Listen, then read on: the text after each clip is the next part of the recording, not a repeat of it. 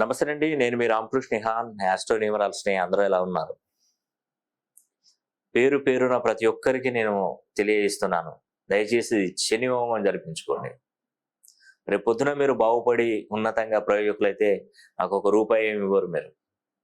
మీ కుటుంబ మీ కుటుంబ సభ్యులు బాగుపడతారు.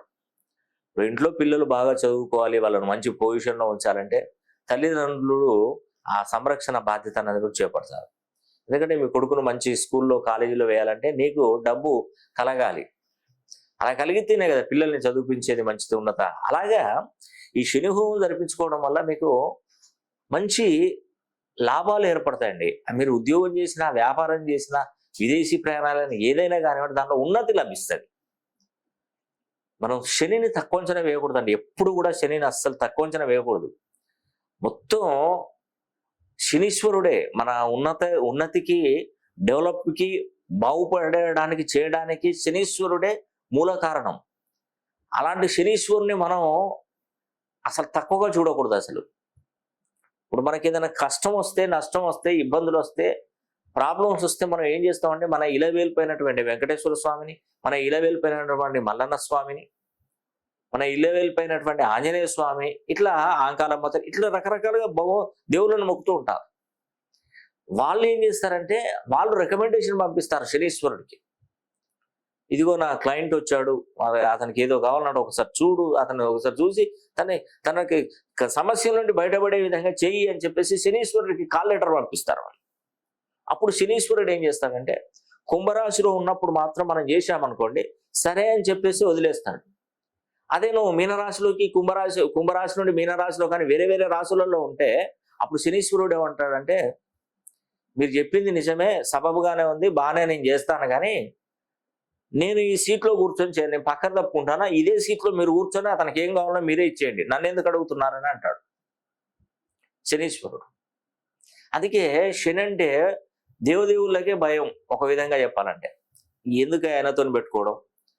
ఒక మాట అంటాడు, ఒక మాట మనం ఇంత హోదాలో, ఇంత పెద్ద స్థాయిలో ఉండి అతనితో మాటలు పడే అవసరం మనకే ఉందని చెప్పేసి అసలు దేవుళ్ళే పక్కకు తప్పుకుంటారు.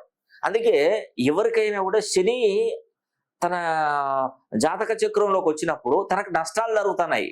అతను ఏమంటాడంటే, నేను తిరుపతి దేవస్థానానికి వెళ్ళాను, షిరిడీకి వెళ్ళాను, నేను అరుణాచలం వెళ్ళి వచ్చాను, నేను జ్యోతిర్లింగ క్షేత్రాన్ని దర్శించుకున్నాను, కానీ నా ప్రాబ్లమ్స్ తీరట్లేదే అంటారు.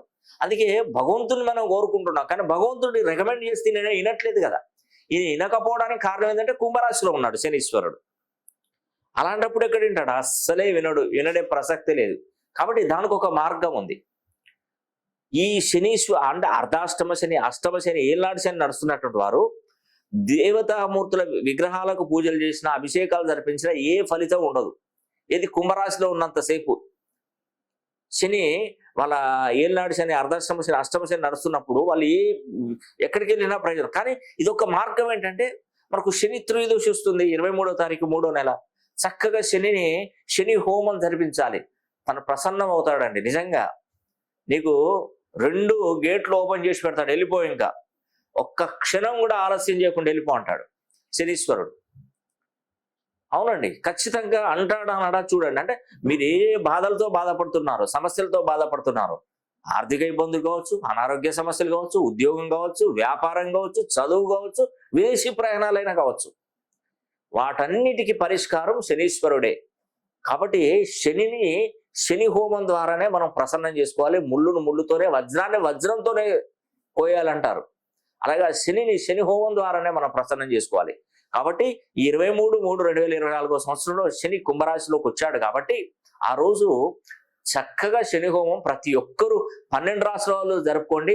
ముఖ్యంగా మకర, కుంభ, మీన, వృశ్చిక, కర్కాటక రాశి వారైతే 100కు 200% జరిపించుకోవాలి. అసలు జరిపించుకోవాలని అనకూడదు. మీకు పదే చెప్తున్నానండి, మీరు తప్పకుండా శని హోమం జరిపించుకోండి. శని కృపకు మీరు పాత్రలు అవ్వాలని కూడా నేను మనస్ఫూర్తిగా కోరుకుంటూ సెలవు తీసుకుంటున్నాను. సర్వే జన సుఖినో భవంతు.